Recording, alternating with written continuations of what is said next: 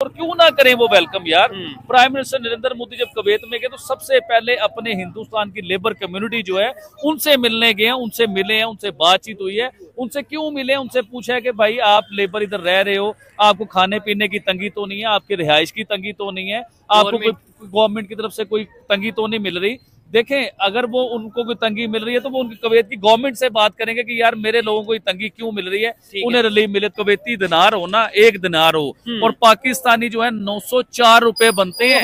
1 दिनार की बात करूं, पाकिस्तानी 904 रुपए बनते हैं। अब आप आए हिंदुस्तान की तरफ, 1 दिनार हो और हिंदुस्तान के 270 समथिंग कुछ ऐसे बनते हैं, हिंदुस्तान के 275 या 274। दिल करता है कि मुल्क छोड़ के भाग जाए। हाँ, यही और बात, लेकिन आप भागे, अगर डंकी लगा के जाए तो जान का खतरा है, ठीक है, नहीं तो फिर पैसे जोड़े, फिर 35 लाख लगा के जा सकते हैं। पैसे जुड़ेंगे नहीं, आमदनी नहीं है, लंडे का माल खरीदने आया हूँ। अदालत के लिए भी नहीं है, खुद पुरानी उतार के वो भी साल लेके जा रहा हूँ। ठीक है, मतलब के हालात कभी भी नहीं सही हो सकते। क्यों कि हमारे अब्बा जुदाद में गैरत नहीं थी, अब हमारे अंदर भी नहीं। ये तो आप अपनी इंसल्ट नहीं, मैं सही कह रहा हूँ। मीडिया सबसे 2 नंबर है। मैं मीडिया के सब खिलाफ हूँ। आप भी मीडिया के अंदर है, लेकिन आप लोकल है। नहीं, मुझे हम तो अपना एक यूट्यूब चैनल है, सोशल मीडिया। आपने अपने बड़ों को, अबाओ जात को जो है ना बगैरत कह दी है। नहीं, मैंने कहा गैरत नहीं थी। तो एक ही बात है, पहले तो ये बताएं क्या कहना चाहेंगे पाकिस्तान की जो इस टाइम सिचुएशन, और दूसरी तरफ अगर हम बात करें नेबर इंडिया की, तो वो उनके प्राइम मिनिस्टर कुवैत विजिट पे गए हैं, खबरें हैं कि डिफेंस की डील और बहुत कुछ मतलब नए प्रोजेक्ट लेके जाने वाले हैं। क्या कहना चाहेंगे? जी बिल्कुल सही आपने बताया कि प्राइम मिनिस्टर नरेंद्र मोदी इस टाइम कुवैत में मौजूद हैं। अच्छा। और डिफेंस की जो डील्स हो रही हैं इसके ऊपर हो रही है बात सारी। ठीक है, लेकिन मैं थोड़ा सा डिटेल से आपको बताना चाहूंगा ये क्या मामला है और prime minister Narendra Modi Kuwait में लेने क्या गए और क्यों चले गए हैं वो कुवैत के बीच में। सबसे पहले तो मैं आपको शुरू इधर से करना चाहूंगा चौधरी साहब कि प्राइम मिनिस्टर नरेंद्र मोदी ने अपने इंडिया की हिस्ट्री के रिकॉर्ड पे रिकॉर्ड तोड़ रहे हैं। ठीक है, वो दुनिया की ऐसी ऐसी कंट्री में गए कि जहां हिंदुस्तान का प्राइम मिनिस्टर को कभी 30 साल हो गए हुए, कभी 40 साल हो गए, कभी 50 साल हो गए, और कभी हिंदुस्तान का प्राइम मिनिस्टर उस कंट्री में पहुंच सका ही नहीं जहाँ पे प्राइम मिनिस्टर नरेंद्र मोदी पहुंचे हैं। अभी कुवैत में वो पहुंचे। देखिए, प्राइम मिनिस्टर नरेंद्र मोदी दुनिया की किसी भी कंट्री में जाते हैं ना तो हिंदुस्तान की कम्युनिटी की तरफ से एक बहुत बड़ा उन्हें प्रोटोकॉल मिलता है, बहुत बड़ा उन्हें इस्तकबाल मिलता है, बहुत लोग उन्हें देखने आते हैं, उन्हें वेलकम करते हैं, उन्हें मिलते हैं लोग। लेकिन अभी आप देखें कि प्राइम मिनिस्टर नरेंद्र मोदी, और क्यों ना करें वो वेलकम यार। प्राइम मिनिस्टर नरेंद्र मोदी जब कुवैत में गए तो सबसे पहले अपने हिंदुस्तान की लेबर कम्युनिटी जो है उनसे मिलने गए हैं, उनसे मिले हैं, उनसे बातचीत हुई है। उनसे क्यों मिले, उनसे पूछा है कि भाई आप लेबर इधर रह रहे हो, आपको खाने पीने की तंगी तो नहीं है, आपकी रिहाइश की तंगी तो नहीं है, आपको कोई गवर्नमेंट की तरफ से कोई तंगी तो नहीं मिल रही। देखें, अगर वो उनको कोई तंगी मिल रही है तो वो उनकी कुवैत की गवर्नमेंट से बात करेंगे कि यार मेरे लोगों को ये तंगी क्यों मिल रही है, उन्हें रिलीफ मिले। तो वो लोग उन्हें प्रोटोकॉल क्यों ना दें, उन्हें मिले क्यों ना, उनका वेलकम क्यों ना करें। और सबसे बड़ी बात जो बताना चाहूंगा, दुनिया सारी ये सोच रही है कि प्राइम मिनिस्टर नरेंद्र मोदी उधर असले की या उधर डिफेंस के लिए जो है ना उधर डील करने गए हैं। हो रहा होगा, ऐसा भी होगा कि वो डिफेंस के सिलसिले में उधर गए होंगे कुवैत में। लेकिन मुझे जो लगता है, जो मेरा माइंड काम करता है, मैं अपने ज़हन से आपको बताना चाहूंगा। आपको याद होगा कि हिंदुस्तान रशिया से बहुत बड़े लेवल पे पेट्रोल लेता है, ऑयल लेता है, बहुत बड़े लेवल पे लेता है। और उसका अभी उधर जंग चल रही थी रशिया के बीच में, तो उसने हिंदुस्तान को क्या, पूरी दुनिया को डिस्काउंट रेटों पे पेट्रोल देना शुरू किया। देखिए, जिसमें जुर्रत थी, जिसमें पावर थी, उन्होंने तो पेट्रोल लेके दिखाया। जिसमें जुर्रत और पावर नहीं थी वो पेट्रोल नहीं ले सके। जो अमेरिका के गुलाम है या दुनिया की और बड़ी कंट्रियों के गुलाम है, वो पेट्रोल नहीं ले सके। लेकिन हिंदुस्तान डिस्काउंट रेट पे अपनी आवाम को फायदा देते रहे, उनसे पेट्रोल लेते रहे। फिर उनके भी, रशिया के भी कुछ हालात बेहतर होने शुरू हुए, उन्होंने पेट्रोल के रेट थोड़े से बढ़ाए। देखें चौधरी साहब, दुनिया की किसी भी कंट्री में आप चले जाएं, जहाँ पे पेट्रोल का रेट बढ़ता है ना, वहाँ पे पूरे मुल्क में महंगाई आ जाती है। किसी भी प्रोडक्ट को आप ले लीजिए, पेट्रोल की वजह से उसको प्राइस में फर्क पड़ता है, वो महंगी हो जाती है चीजें। तो आपने देखा होगा कि रिसेंटली हिंदुस्तान में भी ना पेट्रोल भी थोड़ा सा महंगा हुआ है, उधर के डॉलर का रेट भी ऊपर गया, और उधर महंगाई का भी सिलसिला जो है ना थोड़ा सा बढ़ गया है। तो अब मैं आऊंगा अब दोबारा प्राइम मिनिस्टर नरेंद्र मोदी के ऊपर कि वो कुवैत क्या लेने गए हैं। मेन मुद्दा ये है जो मुझे लगता है कि वो कुवैत क्या लेने गए हैं। देखिए, वो आने वाले 5 सालों के बारे में सोचते हैं, वो अब के बारे में नहीं सोचते। वो ये देखते हैं कि आने वाले 5 सालों में मैंने अपने मुल्क को क्या फायदा देना है। अगर रशिया पेट्रोल महंगा कर रहा है, तो वो पेट्रोल जो है ना कुवैत से बड़े मुनासिब रेटों पे बहुत बड़ी डीलें करेंगे, जो आने वाले 5 सालों में अपने मुल्क को फायदा होगा। नहीं तो इसका मतलब क्या है कि रशिया तो उनका दोस्त है, तो रशिया से ऑयल नहीं लेंगे। इसका मतलब ये नहीं है कि रशिया से ऑयल लेना बंद कर देंगे, लेकिन वो कुवैत से बहुत बड़े लेवल पे पेट्रोल लेंगे और सस्ता लेंगे, क्योंकि अपनी आवाम को फायदा देंगे कि उनके किसी भी चीज का रेट ना बढ़े, उनके ट्रैवल का रेट ना बढ़े, उनका पेट्रोल का रेट ना बढ़े, उनका डॉलर ऊपर ना जाए, उनके मुल्क में महंगाई ना आए। यानी कि वो दोस्ती नहीं देख रहे, वो ये देख रहे हैं कि कंट्री का फायदा जिसमें तो हो जाए, रशिया उससे सस्ता देगा, वो उधर मैं क्यों बात करता हूँ इनकी हिंदुस्तान की या उनके प्राइम मिनिस्टर की तारीफ क्यों करता हूँ कि वो अपने लोगों के लिए सोचते हैं, वो यारियां दोस्ती नहीं देखते कि मेरे रशिया के साथ बहुत बड़ा तल्लक है और मेरी आवाम बेचारी महंगाई में पिसती जाए, ऐसा नहीं देखते।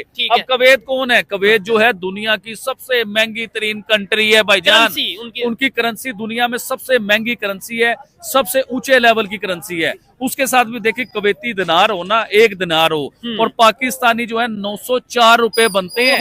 1 दिनार की बात करूं, पाकिस्तानी 904 रुपए बनते हैं। अब आप आए हिंदुस्तान की तरफ, 1 दिनार हो और हिंदुस्तान के 270 समथिंग कुछ ऐसे बनते हैं, हिंदुस्तान के 275 या 274 ये बनते हैं। कितना बड़ा डिफरेंस है चीज को लेके। तो कुवैत भी एक बड़ी स्ट्रॉन्ग और बड़ी पावरफुल कंट्री है। आपको याद होगा कि कुवैत के जो नेबर की 3-4 कंट्री हैं, उन्होंने प्राइम मिनिस्टर नरेंद्र मोदी को हाईएस्ट सिविल अवार्ड दिए हैं, चाहे वो सऊदी अरेबिया हो, चाहे वो कुवैत हो, चाहे वो कतर हो। तो इनके जो करीब कंट्रीज हैं उन सब ने प्राइम मिनिस्टर नरेंद्र मोदी को सिविल हाईएस्ट अवार्ड दिए हैं, और मुझे ये भी लगता है कि कुवैत भी उन्हें बहुत बड़ा सिविल हाईएस्ट जो है ना अवार्ड देगा। और अवार्ड अगर नहीं भी देता तो ये अवार्ड नहीं है तो क्या है भाई, इतना बड़ा प्रोटोकॉल, इतनी बड़ी इज्जत मिल गई है उन्हें, ये अवार्ड नहीं है तो क्या है चोल साहब। ठीक है आबिद भाई, आपने बड़े जबरदस्त तरीके से एक्सप्लेन किया। मुझे लगता है वैसे तो आबिद भाई मसरूफ रहते हैं, लेकिन ये खबर जो इंडियन प्राइम मिनिस्टर के हवाले से खबर है वो आबिद भाई तक कहीं ना कहीं से पहुंच जाती है और उसके ऊपर वो थोड़ी स्टडी करते हैं। आपने बड़े अच्छे तरीके से एक्सप्लेन किया कि भाई पेट्रोल की कीमत बढ़ती है, पूरी दुनिया में जो सा वो फिर महंगाई होती है। पाकिस्तान क्यों नहीं अपनी मर्जी से रशिया से पेट्रोल ले सकता या ऑयल ले सकता? पाकिस्तान अपनी मर्जी से ईरान से गैस नहीं ले सकता? पाकिस्तान अपनी मर्जी से, मैं कहता हूँ अपनी मर्जी से हम अपने मिसाइल नहीं बना सकते? वो अमेरिका जो उनसे आए दिन पाबंदी लगा देता है जी। अभी भी आपको शायद खबर होगी पाकिस्तान की 4 कंपनीज के ऊपर पाबंदी अमेरिका ने लगा दी है। सही तरीके से बताएं जी। पाकिस्तान की 4 एजेंसियों पे अमेरिका ने पाबंदी लगाई है, और वो बड़ी खतरनाक किस्म की पाबंदी है।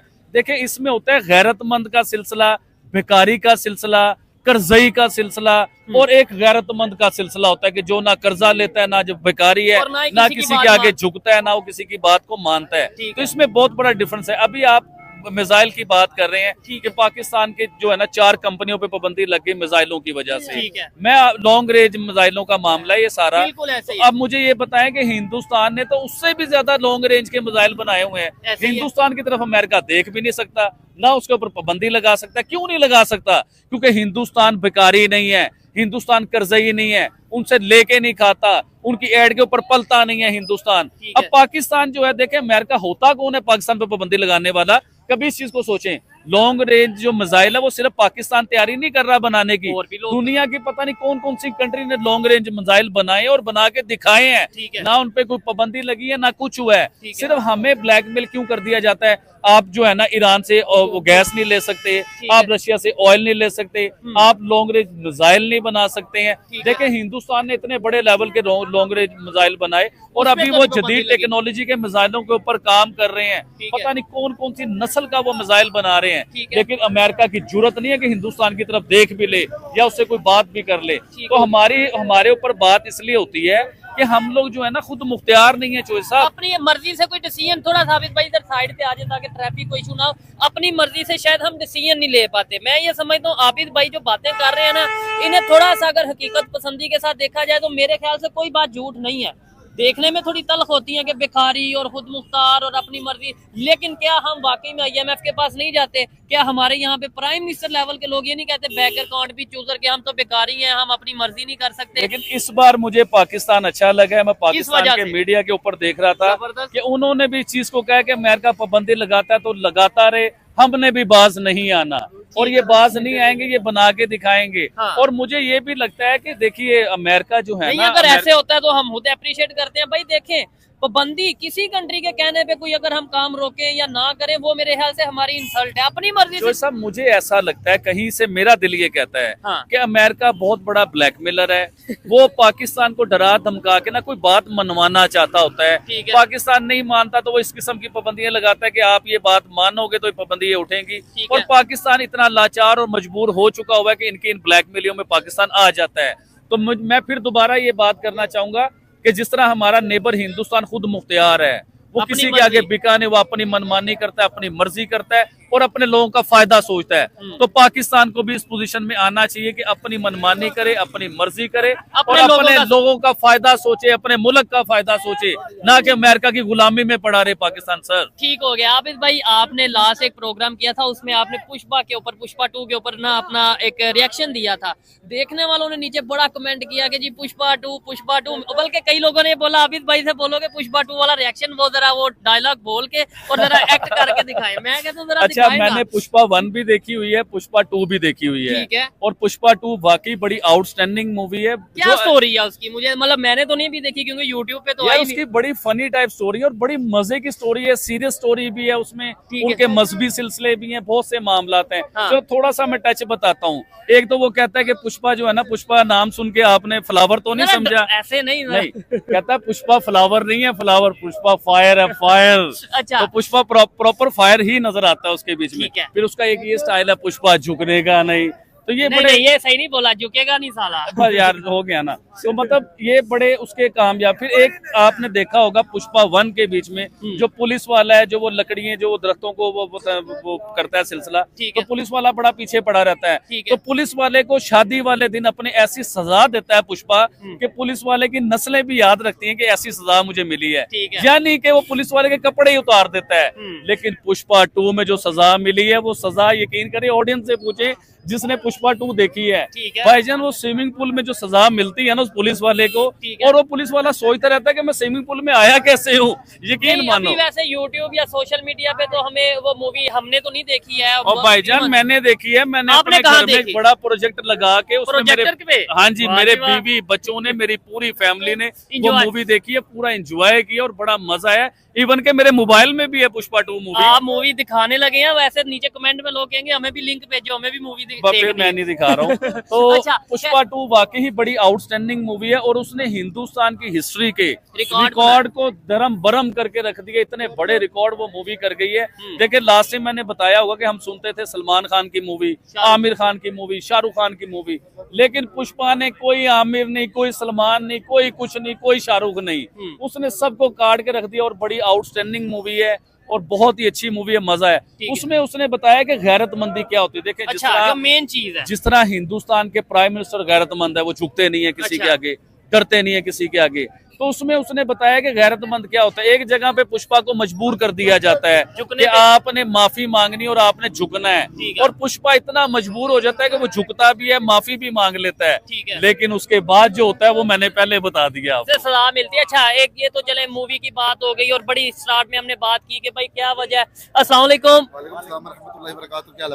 अच्छा, बाद लोग डरते क्यों है, क्या वजह? खड़े हो गए सुनते हैं, वैसे बात नहीं करते। खैर 25 दिसंबर आ रहा है, क्रिश्चियन कम्युनिटी के लिए पूरी दुनिया से बहुत से लोग हमारे क्रिश्चियन भाई भी देखते हैं। कोई ऐसा मैसेज, कोई मोहब्बत भरा के आपको लोग सुनना चाहते हैं क्रिसमस के हवाले से? देखिए जी, हैप्पी क्रिसमस कहना चाहूंगा 25 दिसंबर को पूरी दुनिया में जो भी क्रिश्चियन कम्युनिटी है उन सबको। देखिए मैं हर मजहब की रिस्पेक्ट करता हूँ। अगर हिंदुओं की दिवाली होगी तो मैं हैप्पी दिवाली कहूंगा, अगर हमारी ईद होगी तो मैं ईद मुबारक कहूंगा। तो मतलब ये एक अच्छी चीज है, एक दुनिया है भाईजान, और देखें हर किसी की रिस्पेक्ट होनी चाहिए, ये बड़ा जरूरी है। आज मैं जय हिंद, नमस्कार दोस्तों। मोदी जी गए हैं कुवैत के दौर पर और यहाँ बात पाकिस्तान में चर्चा का विषय बन गई है कि अब आप लोग सोचेंगे कि मोदी जी तो दौरे करते ही रहते हैं, तो पाकिस्तानी चर्चा क्यों कर रहे हैं? इसका रीज़न दोस्तों बहुत बड़ा है। एक तरफ तो हम देखते हैं कि नकली मुसलमान जो कि पाकिस्तानी इंडिया में ही रहते हैं और वो बहाना ही ढूंढते हैं कि कैसे हिंदुओं को ख़त्म करे, कैसे मंदिरों को दबा ले, किस तरीके से उनकी ज़मीन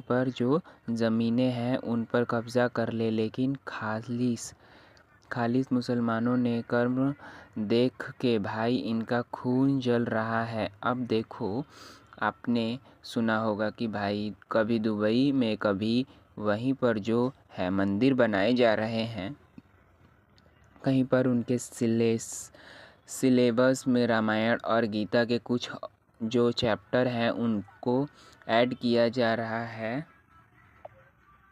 उनको भी ऐड किया जा रहा है।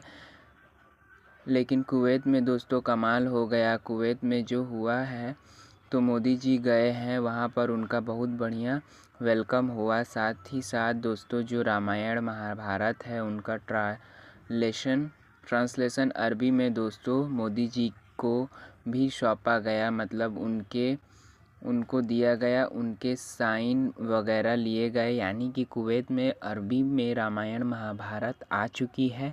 अब पब्लिक वहाँ पर पढ़ सकती है और जान सकती है कि सनातन धर्म, तो आप इसे इस तरीके से कह सकते हैं कि भाई खालिस मुसलमान तो घर वापसी कर रहे हैं, लेकिन नकली वाले कुछ ज़्यादा ही उछल रहे हैं। तो हमने जाना पाकिस्तानियों का ओपिनियन। अगर आपका भी कोई ओपिनियन होगा इस वीडियो पर तो प्लीज़ कमेंट करके हमें ज़रूर बताइएगा। वीडियो अच्छी लगी हो तो वीडियो को लाइक करिएगा, हमारे चैनल को सब्सक्राइब कीजिएगा। मिलते हैं तब तक के लिए नेक्स्ट वीडियो में। जय हिंद।